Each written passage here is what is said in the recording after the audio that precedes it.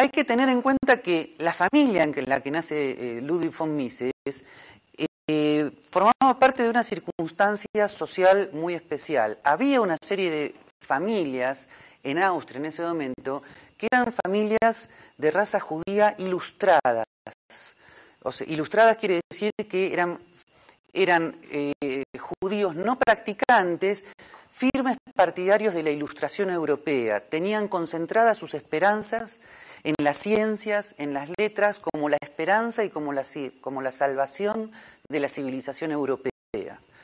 Según Guido Hülsmann, estas familias judías colocaban finalmente el mensaje de salvación que venía del Antiguo Testamento, lo colocaban en una esfera temporal.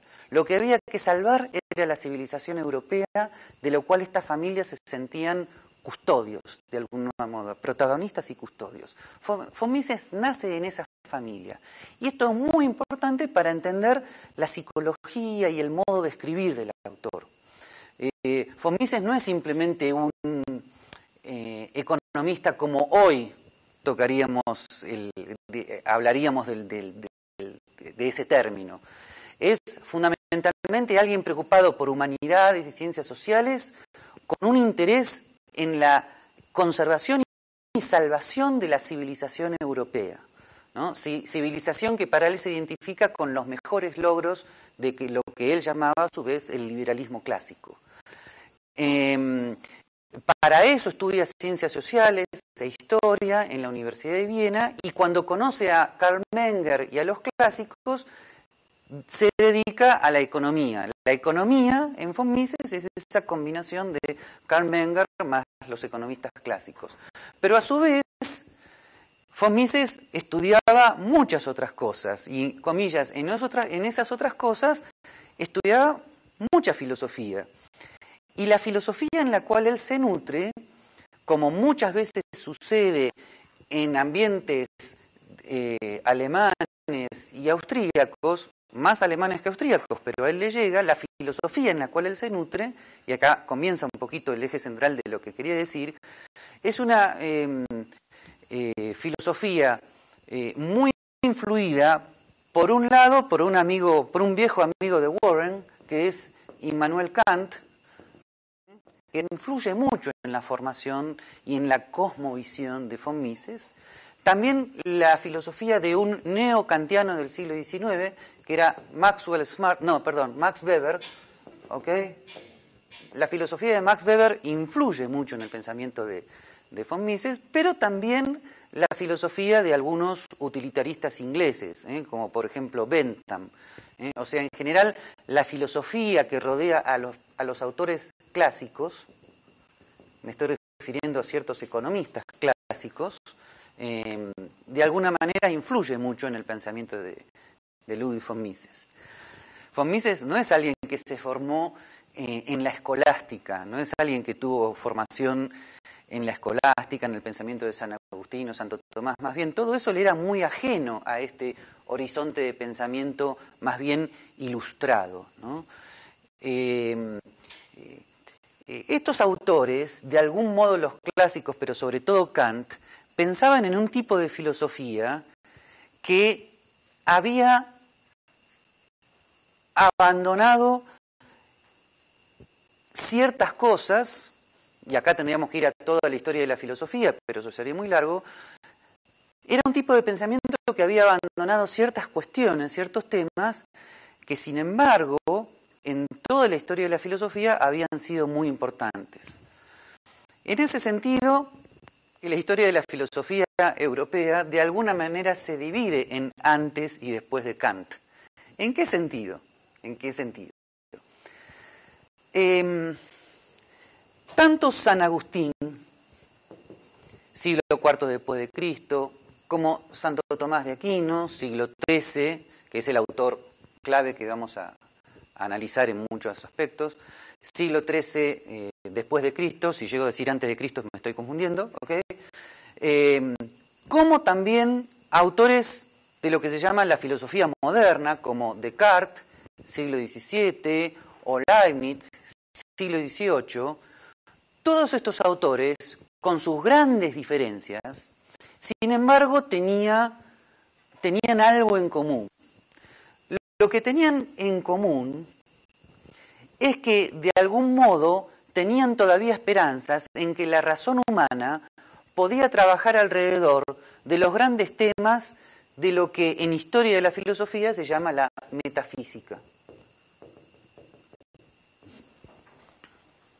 Metafísica es justamente una tradición de pensamiento que toma lo que Aristóteles llamaba filosofía primera, que luego cuenta la leyenda que un discípulo colocó esos estudios como después de la física, y así se llamó metafísica. Los randianos estudian la metafísica de Aristóteles, los tomistas estudian la síntesis que Santo Tomás hace entre su propia metafísica y la de Aristóteles, etcétera, etcétera.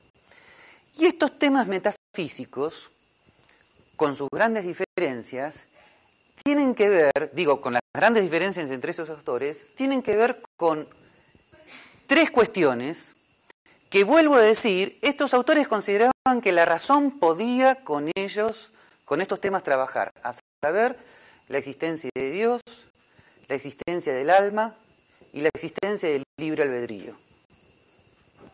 Para estos autores, por más profundas que sean sus diferencias, estos tres temas son temas que, por un lado, la fe los afirma, pero por el otro lado, la razón puede de algún modo demostrarlos. Y esto es así desde San Agustín hasta Leibniz, bien avanzado el siglo XVIII. O sea, para estos autores, la razón de algún modo podía, valga la redundancia, razonar sobre estos temas. En última instancia, la razón podía intentar demostrar que hay un Dios, que hay un alma inmortal, que hay libre albedrío. Pero Kant, y no tenemos tiempo ahora de decir por qué, dice radicalmente que no. Que la razón humana,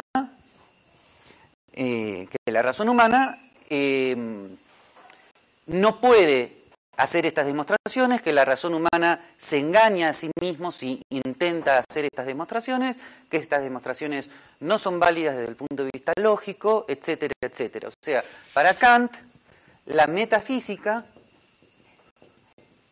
es ubicada en el lugar de la sola fe, y para Kant la razón es ubicada en lo que él llama el seguro camino de la ciencia. Y la ciencia, en época de Kant, ya es la física de Newton. O sea, la razón tiene que ver con física y con matemática, con la síntesis físico-matemática que ya había hecho Newton. Este relegamiento de la metafísica a la sola fe es conocido como el escepticismo metafísico kantiano.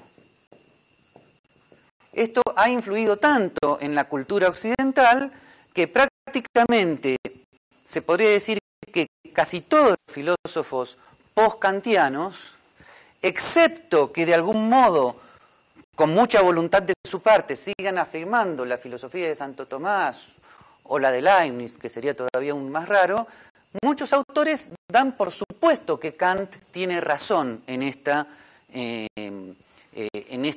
escepticismo con respecto a las posibilidades de la metafísica. Además, estoy seguro, no vamos a hacer el ejercicio ahora, que si yo les preguntara a ustedes uno por uno, ¿qué opinan? ¿Kant tiene razón en esto que dice acerca de la metafísica? Que la metafísica no puede lograr demostrar la existencia de Dios, el alma y la libertad. Tal vez la mayoría de ustedes me diría que sí. Pero ese no sería el problema. ¿En qué consiste el problema? El problema consiste en que para Santo Tomás, siglo XIII, era obvio que la razón y la fe trabajaban juntas en estas tres cuestiones.